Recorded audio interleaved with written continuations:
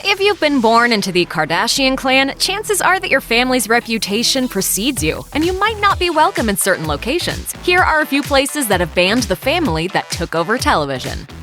While many celebs spend time in this swanky Long Island spot, most visitors are there for the low-key privacy that it offers. Hamptons!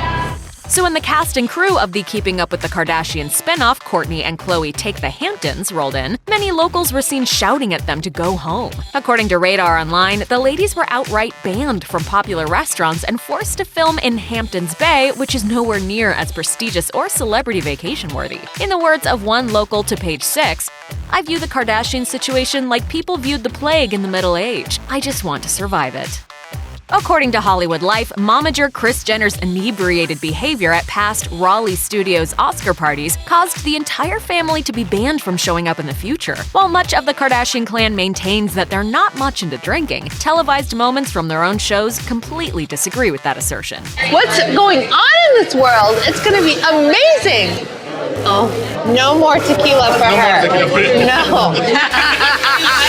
Either way, the family that's famous for being famous has clearly found other ways to hobnob with celebs.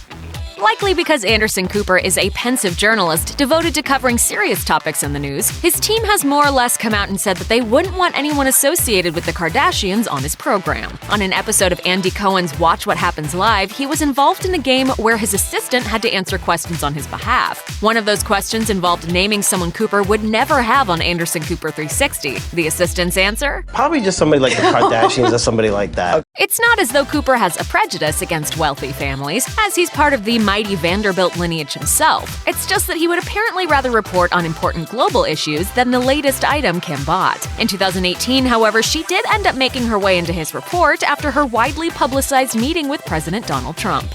For a long time, Vogue editor-in-chief Anna Wintour seemed to view the Kardashians as the antithesis of fashion and class. She even allegedly forbade them from attending the Met Gala, where Wintour is a trustee and a financial contributor. A source told Page 6 in 2012, "Anna hates Kim. Why would she be invited to the event? It is all the biggest stars in the world, and Kim doesn't fit that bill at all." Everything supposedly changed as Kardashian and rapper Kanye West solidified their relationship. Yeezy is apparently a favorite of the ever-trending Wintour, and the Kardashians now basically rule the gala.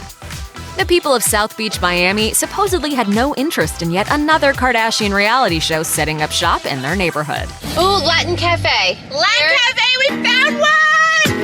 Radar Online reported that most of the residents and neighbors at the Kardashians' chosen South Beach location refused to sign necessary paperwork to allow filming to proceed. Instead, Kourtney and Kim Take Miami had to relocate to a gated community in North Miami Beach, near an illustrious arrangement of hourly hotels, strip clubs, and an abandoned building. The guy was on bath salts for sure. Should have talked to that woman. She was for sure on bath salts. Hold on. Kendall Jenner essentially uninvited everyone but her parents to her Victoria's Secret fashion show outing in 2015. According to the New York Daily News, she said, "I told them all to stay away."